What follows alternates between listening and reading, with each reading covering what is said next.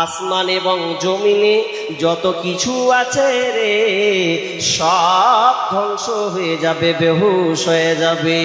একটা কেউ জীবিত থাকবে না, একটা কেউ হুঁশের মধ্যে থাকবে না।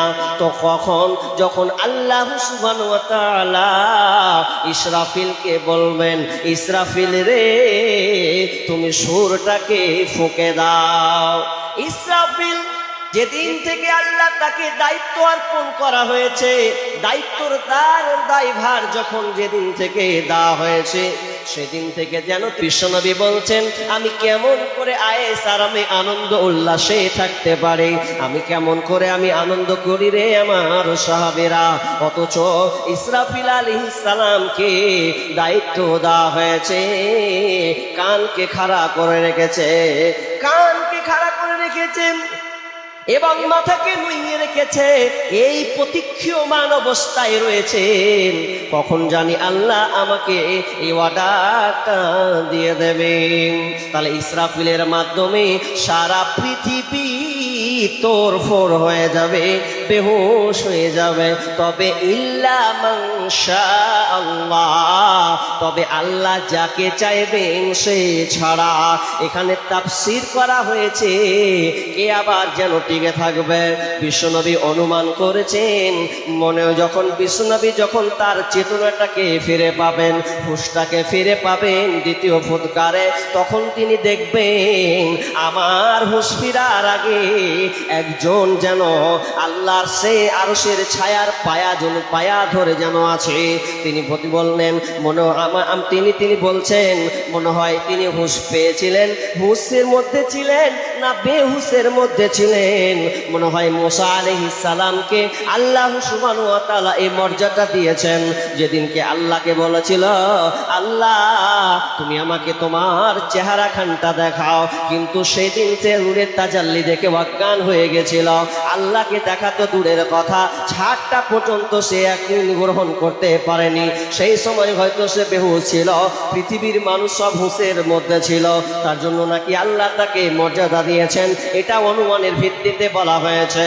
বন্ধুরে, তবে আল্লাহ যাকে চাইবেন সে কেবল সারা সুম্মানু ফিখা ফীহি উখরা ফাইদা হুম কিয়ামুন ইয়ানজুরুন। আর একটা যখন সুর ফুঁকা হবে, সুর ফুঁকে দিতে দিতে আবার মানুষ যেন কবর থেকে যেন উঠতে থাকবে। ওয়াইদাল কুবুর বুসিরাত, মানুষ সব কবর থেকে যারা যতগুলো চাপা পড়ে আসে সমস্ত কিছুকে যেন কিয়ামতের মাঠে হাজির দিতে হবে, সবাই কিয়ামতের মধ্যে ধরবে। আল্লাহ সুবহানাহু ওয়া তাআলা চ্যালেঞ্জ করেছেন, ওয়া মা হুম আনহা বিগাইবিন, কেউ অনুপস্থিত থাকবে না। আল্লাহ চ্যালেঞ্জ করেছেন, সেদিনকে সকলকে হাজিরি দেওয়া লাগবে, সবাইকে সেদিনকে হাজিরি হতে হবে।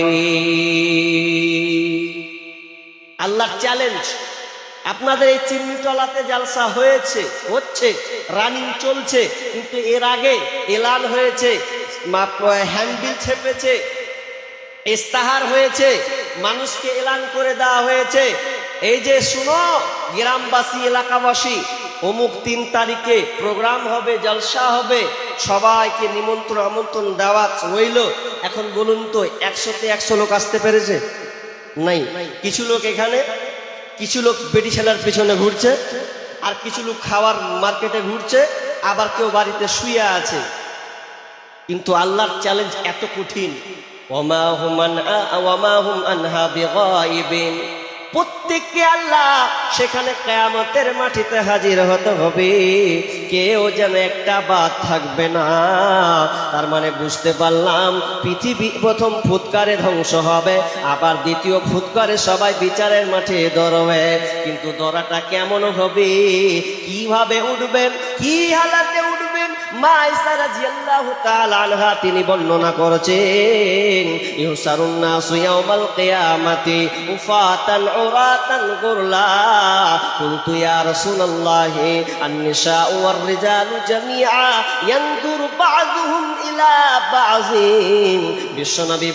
বিশ্বনবীকে বলছেন আয়েশা বলছেন, ইয়া রাসূলুল্লাহ, আপনি যে বললেন যেদিনকে মানুষ কবর থেকে উঠবে, উফাতান উরা উরাতান গরলা, সেদিনকে মানুষ খালি পায়ে পায়ে কোনো জুতা থাকবে না, নাঙ্গা অবস্থায় উঠবে, পরনে কোনো কাপড় থাকবে না, আর খাতনাবিহীন অবস্থায় উঠা হবে। বিশ্বনবীকে বলছেন আয়েশা, এবার বলছেন ইয়া রাসূলুল্লাহ, আর রিজালু ওয়ান নিসাউ জামিয়া ইয়ানজুরু বাযুহুম ইলা বাযিন। ও দয়ার নবী গো, সেদিন তাহলে তো নর নারী একাকার হয়ে থাকবে, কারো পরনে যে কাপড় থাকবে না, এক অপরের দিকে তো তাকাতে থাকবে, নাঙ্গা হয়ে যাবে, তাহলে তো ইজ্জত বলে কিছুই থাকবে না। নারী পুরুষ একাকার হলে, সবার তো নাঙ্গা অবস্থায় থাকলে ইজ্জতের দিকে কি হালাত হবে, এক অপরে তো তাকাতে থাকবে। বিষ্ণু বলছেন আয়েশা, এটা কখনো সম্ভব নয়। ইয়া আয়েশাতুল আমরু আসাদ্দু মিন আইয়ানজুরা বাযুহুম ইলা বাযিন। আয়েশা, সেদিন কিয়ামতের মাঠে এমন একটা বিভীষিকাময় পরিস্থিতি হবে রে আয়েশা, যেদিন কেউ কারো কাছে তাকাবার ক্ষমতা রাখবে না, নিজেকে বাঁচার জন্য শুধু ত্রাহি করবে, আজ নাহি আমার কি হালাত হয়। এই জন্য আয়েশা রে, সেদিন কেউ কারো দিকে তাকাবার কোনো মাধ্যম রাখবে না, কোনো সুযোগ তার থাকবে না। কেমন কথা? পাশাপাশি উলঙ্গ মানুষ থাকবে, তো ওর দিকে তাকাতে আবার কয় সেকেন্ড লাগবে, কেমন লাগবে দেখতে পারে। একটা উদাহরণ দিলে চট করে বুঝে নেবেন। আপনি নতুন বিয়ে করেছেন, এখন নতুন যখন আপনি বিবাহ করলেন, তো বিবাহ করার পর স্ত্রীর চাহা থাকতে পারে।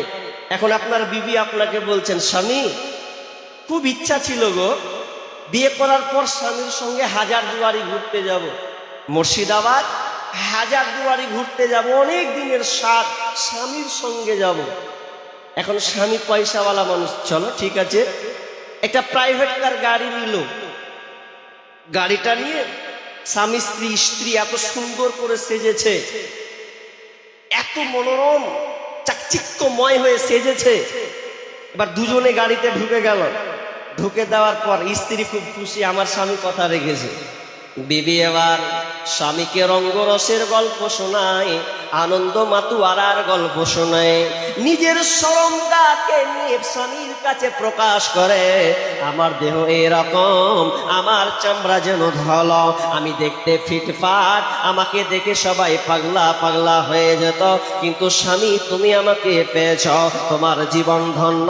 সে নিজের যেন প্রশংসা স্বামীর কাছে করতে আছে, রঙ্গে রসের আনন্দ উল্লাস করতে আছে, স্বামী স্ত্রী ছাড়া কেউ নাই, শুধু ড্রাইভারটা খালি ড্রাইভিং করে গাড়িটা যেন ড্রাইভিং করে যেন চালাচ্ছে। এদের দুজনে কি আনন্দ উল্লাস, এমন মধুময় ভালোবাসা প্রেম প্রীতির গল্প চলছে, আর খোলামেলা যেন স্বামীর কাছে আছে, স্বামীর দিকে বারবার যেন নজর দিহি করছে, এমন রঙ্গরসের গল্প। এমন সময় ড্রাইভার বলে দিল, ওরে তোমরা দুজন মিলে রঙ্গরসের গল্প ধরেছ, নিজের শরীর নিয়ে তোমরা ব্যাখ্যা বিশ্লেষণ করা শুরু করেছ, তবে শুনে লাও, তোমরা যাই করো না কেন, গাড়ি যে চালাছিলাম 120 গতিতে গতিবেগে, কিন্তু গাড়ির ব্রেকটা কিন্তু ধরে না, এখন কি করবে বলো। স্বামী স্ত্রী দুজন মিলে আনন্দ উল্লাস করছে, ড্রাইভার বলছে যে ব্রেক যে ধরে না, গাড়ির ব্রেক ফেল। আচ্ছা এবার আপনারা বলেন তো, গাড়ির ব্রেক যদি ফেল বলে, ওদের দুজনেতে মেন্টালিটি কেমন হবে? এখন যদি স্ত্রী কহে কথা বাদ দাও, হ্যাঁ মিলে রঙ্গরঙ্গের কথা কইছে, আমার দিকে তাকাবে জান ঠান্ডা হয়ে যাবে, আমার দিকে তাকাও জান ঠান্ডা হয়ে যাবে। আচ্ছা ও যদি হিজড়া হয় তাহলে লক্ষ্য করে থাকবে, আর বীর পুরুষ যদি হয় তো বিবিকে ধাক্কা মেরে বলবে, দেখতেছ না গাড়ি ব্রেক ফেল, তুই তোর যত গল্প আমি আর শুনবো না, এখন তুই যদি পুরো ন্যাঙ্গাও হয়ে যাস তাও আমার দ্বিধাবোধ নাই, কেন বলে দিয়েছে গাড়ি ফেল মানে কি, নিশ্চয় সামনের লরিতে ভরবে আর নাহলে নদীতে ফেলবে, দুটার মধ্যে একটা জ্যাম তো খাতরাতে আছে, জ্যাম খাতরার মধ্যে আছে। এখন বিবির কথা নিবে না, বিবির দিকেও থাকবে না, কেন তো সামান্য ব্রেক ফেলতাই। কিন্তু বিচারের মাঠ তো আরো কত কঠিন ভয়াবহতা হবে। সামনে কাউ যতই উলঙ্গ থাক না কেন, মানসিকতা একটাই কাজ করবে, আজ আমার কি হয়, আজ আমার হালাত কি হয়, কি অবস্থা হবে। বন্ধুরে আমার, যখন সব কিয়ামতের মাঠে ধরবে, সূর্যটাকে মাথার উপরে নিয়ে আসা হবে, সূর্যটাকে মাথার উপরে নিয়ে আসা হবে। ইয়ারাকুন নাসু ইয়াউমাল কিয়ামাতি হাত্তা ইয়ারাকুন নাসু ইয়াউমাল কিয়ামা, কিয়ামতের দিন মানুষ ঘামতে থাকবে, মানুষ যেন ঘামতে থাকবে। তুদনা শামসু ইয়াউমাল কিয়ামাতি মিনাল খালক, সূর্যটাকে সৃষ্টির কাছাকাছি নিয়ে আসা হবে। বিশ্বনবী বলছেন সূর্যটাকে সৃষ্টির অনুকূলে নিয়ে আসা হবে, কাছাকাছি নিয়ে আসা হবে। হাত্তা তাকুনা মিনহুম কামিকদারি মিল, 1 মাইল উপরে যেন সূর্যটা থাকবে, সূর্যটা মাথার উপরে 1 মাইল উপরে। আবার কেউ বলেছেন 100 লাখার সুরমাদানি 1.5 ইঞ্চি যতটা হয় অত ইঞ্চির উপরে মাথার সূর্যটা থাকবে। কি অবস্থা হবে বন্ধুরে আমার। বিশ্বনবী বলছেন হাত্তা তাকুনা মিনহুম কামিকদারি মিল, সূর্যটাকে 1 মাইল কাছাকাছি করে দেওয়া হবে। ফায়াকুনুন নাসু আলা কদরি আমালিহিম, আলা কদরি, তার মানে তারা ঘামতে থাকবে, আমালের অনুপাতে তারা যেন ঘামতে থাকবে। ফিল আরাক, তারা ঘামতে থাকবে, আমল যেমন করবে তেমনটা তা অনুযায়ী তারা ঘামতে থাকবে। ওয়া মিনহুম মাইয়াকুনু ইলা কাবাইহিম, কারো কারো ঘাম হবে টাকনুর পর্যন্ত, কারো কারো ঘাম হবে হাঁটু পর্যন্ত, কারো কারো ঘাম হবে কোমর পর্যন্ত, কারো কারো ঘাম হবে কাঁধ পর্যন্ত। মানুষ এতটা ঘামবে, একবার কি ভেবে দেখেছেন? বিশ্বনবী বললেন মাথাটাকে সূর্যের উপরে নিয়ে আসা হবে। আপনার কি ধারণা আছে? আপনি একবার দুনিয়াতে বসবাস করছেন, একবার তো ভেবে দেখুন সূর্যটা কতটা উপরে আছে। বিজ্ঞানীরা বলছেন পৃথিবী থেকে সূর্যটা আছে 9,30,00,000 মাইল, 9,30,00,000 মাইল দূর থেকে সূর্যের আমরা আলো পাই। সূর্য আলো আমাকে দুনিয়াতে আলো দেয়, এর আলোর বিনিময়ে আমরা রোদ্রে যেন থাকতে পারি না, ছটফট যেন শুরু হয়ে যায়। তীব্র গরমের সময় কেউ যেন আমরা ঘরে থাকতে পারি না। যার টাকা আছে সে এসি ব্যবহার করে, এসি ব্যবহার করে ঠান্ডা নিবারণ করে, সূর্য তাপ থেকে বাঁচার চেষ্টা করে। যারা আমরা মধ্যবিত্ত পরিবার রয়েছে, ফ্যান চালায়, ফ্যান বন্ধ, লাইন পালিয়ে গেলে জেনারেটর ব্যবহার করি, ইনভার্টার ব্যবহার করি। কেন? গরম সহ্য হয় না এর ফলে। বন্ধুরে আমার, একবার ভাবেন তো, দিনে যখন সূর্য ওঠে মাগরিবে পশ্চিম দিকে, যখন পশ্চিম দিকে অস্তমিত চলে যায়, রাত হয়ে গেল যেন গরমে থাকা যায় না। কিন্তু সূর্য তো নাই, ডুবে গেছে, এরপরে যেন থাকতে পারছি না।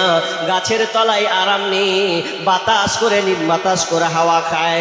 হাত আপনার পরনে গামছা থাকলে গামছাটাকে মুছেন, বার যেন মুছেন।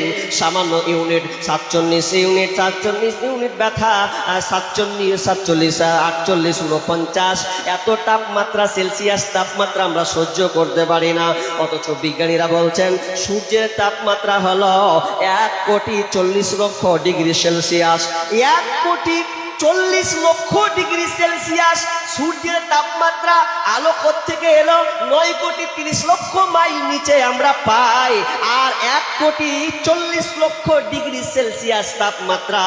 এতটা সূর্যের তাপমাত্রা। সেদিনকে মাথার সামনে, মাথার কাছাকাছি নিয়ে আসা হবে, মাথা টকবক করে কেন ভাতের মতন, মারের মতন ফুটতে থাকবে, মগজগুলো যেন ঝরে ঝলঝল করে পড়বে। আর মানুষ যেন সেদিনকে ঘামতে থাকবে, কোনো কারো উপায় থাকবে না। কার প্রেমেতে ভুলে রইলি আল্লাহর ইনসান, না মানলি ফারমান রে তুই, না মানলি কোরআন।